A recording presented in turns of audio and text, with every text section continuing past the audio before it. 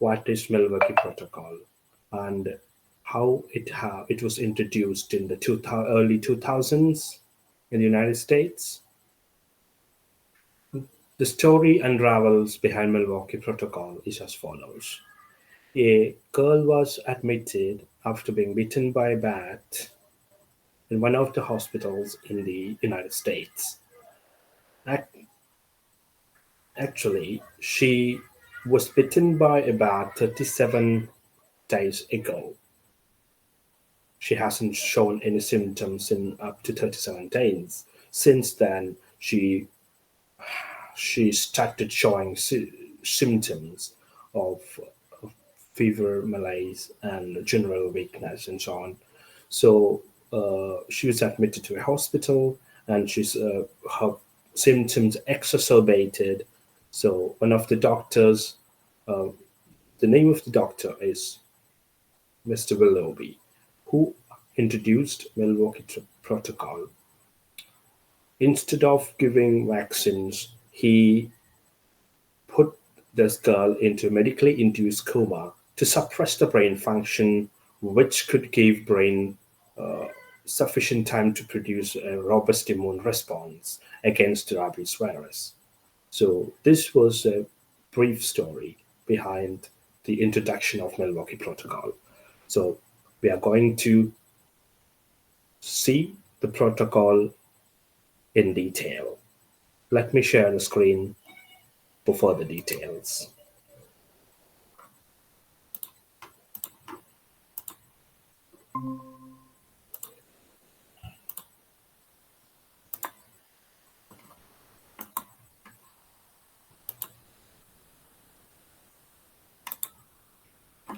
This is the Milwaukee Protocol for Rabies, an overview. The main agenda of discussion is introduction to rabies and the Milwaukee Protocol, understanding rabies, transmission and symptoms, the Milwaukee Protocol, development and rationale, components of the Milwaukee Protocol, case studies, success and challenges, current perspectives on the Milwaukee Protocol, ethical considerations and controversies, and conclusion. Introduction to Rabies and Milwaukee Protocol. Rabies overview. Rabies, as you know, is a viral disease. It's predominantly affecting people after being bitten by mammals such as dogs, bats, and so on. It's affecting mammals, marked by an acute neurological decline, typically leading to the death if not managed effectively. The pathogenesis is primarily through the rabies virus, which is transmitted via bites from infected animals, most notably canines. It leads to encephalitis and causative neurological impairment upon invasion of the central nervous system. The history of rabies. There is a documentation dating back to 2300 BC in ancient Mesopotamian text. Introduction to Milwaukee Protocol. The Milwaukee Protocol emerged as a radical treatment methodology for rabies in the 2000s, characterized by a unique approach in the absence of traditional post-exposure prophylaxis developed after pioneering insights by Dr. Rodney Willoughby. It is represented a beacon of hope for rabies survivors, sparking significant discourse in medical and ethical arenas.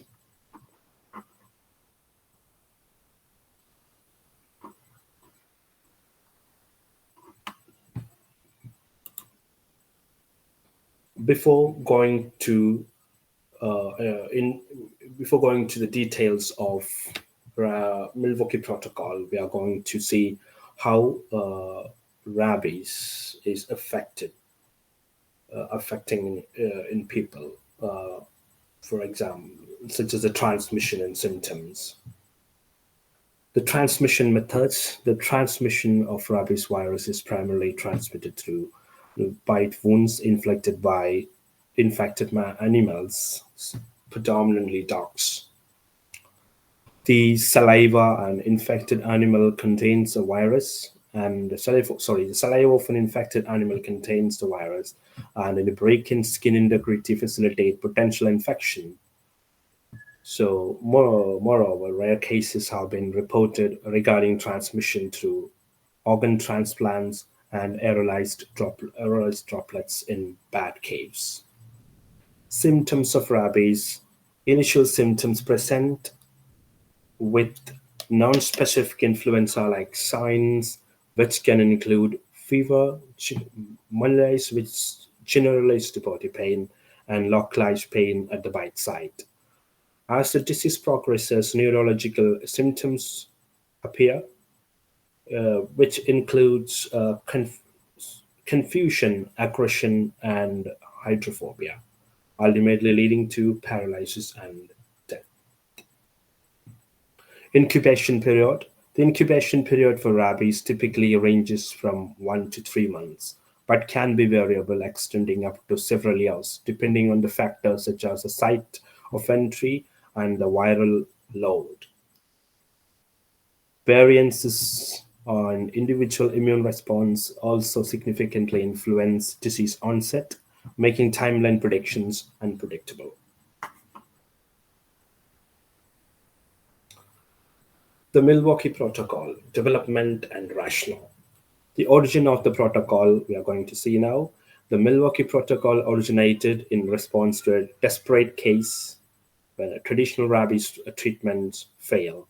Began in 2004, it innovatively combined intensive supportive care with antiviral agents, primarily ribavirin and amantadine, aiming to induce therapeutic coma as the protective measure for brain function during viral damage. It is the inotropic effect of the rabies virus, which severely affects brain. So, in the Milwaukee Protocol, in which the patient is induced a the patient will put on a medically induced coma along with the treatments of antiviral agents to suppress the advancement of the disease. Key figures involved Dr. Rodney Willoughby, alongside colleagues at the Children's Hospital of Wisconsin, played a pivotal role in conceptualizing and fine-tuning the protocol following successful case of rabies patient who defied expectations. His insights and clinical involvement became foundational to the protocol's acceptance and subsequent developments. Rationale behind the protocol. The rationale behind Milwaukee Protocol stems from the need for an alternative strategy in treating symptomatic rabies. Given the traditionally dismal prognosis, it leverages the concept of induced coma to decrease metabolic demands on brain, coupled with antiviral therapies for potential viral suppression, thus marking the radical shift in rabies management.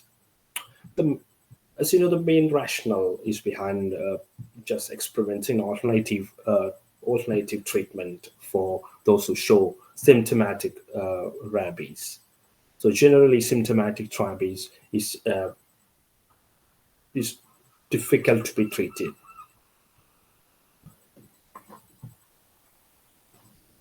Components of Milwaukee Protocol. Treatment regimen. The Milwaukee Protocol consists of a comprehensive treatment regimen emphasizing induced coma and vigilant metabolic management alongside antiviral therapies. Rigorous monitoring of the patient's neuromuscular and cardiovascular status is maintained to mitigate complications throughout the treatment. The main medications used are ribavirin and amantadine because of their antiviral properties. Additionally, adjunct medications such as anticonvulsants and sedatives are employed to manage side effects associated with induced coma while ensuring patient comfort. Supportive care. Supportive care serves as a cornerstone of the Milwaukee Protocol to manage the multifaceted needs for the patient. This encompasses nutritional support, psychological care, respiratory management, which are critical in maintaining patient stability during a tumultuous recovery period post rabies infection. So, supportive care is one of the cornerstones of the treatment regimen and the protocol, because the patient should be make sure that sufficient nutrition is provided alongside the treatment to prevent further complications and the patient stability as well.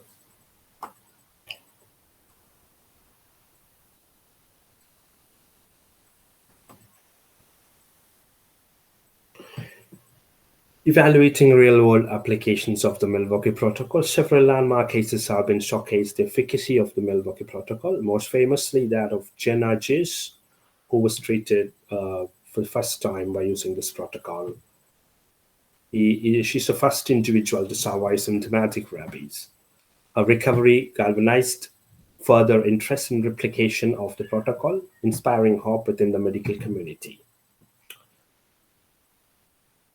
Gis is the main reason for the introduction of this protocol, as I explained to you in the introduction. Outcomes of the treatment. Well, some patients have demonstrated remarkable recoveries under the Milwaukee Protocol. Retention of neurological function varies widely. Outcomes can range from full recovery to severe neurological impairment, emphasizing the unpredictability of rabies post treatment and the need for ongoing research. The outcome of the treatment, the patient can survive, even though the patient can survive rabies virus. There are high chances that the patient can be left with severe neurological impairments, and it can take months, several months for a full recovery to be achieved. So the treatment and obviously the protocol needs much more research to be done. Challenges faced. Despite successes, challenges in the application of Milwaukee Protocol remain significant issues such as variable responses to treatment, patient stability during comatose states, and the protocol limited generalizability. Diverse rabies presentations raise critical points of discussion in clinical practice.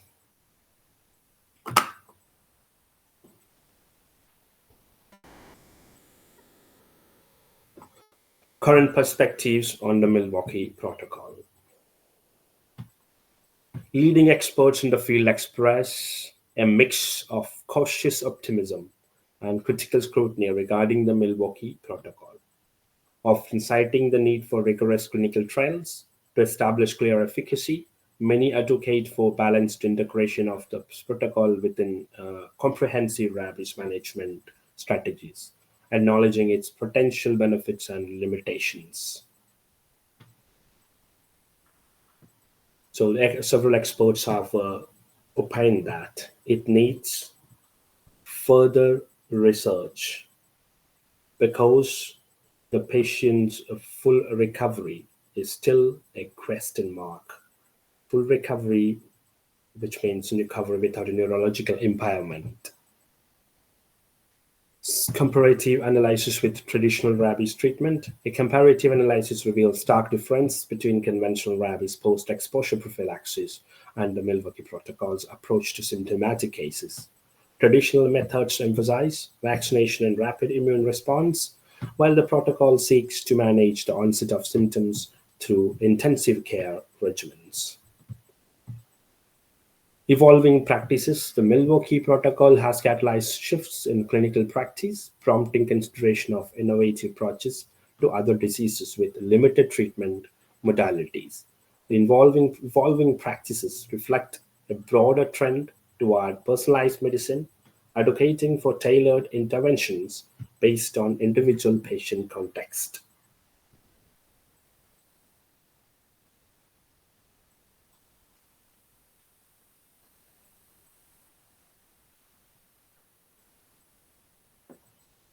So The Milwaukee Protocol raises several ethical dilemmas concerning, or particularly for treating an unconscious patient.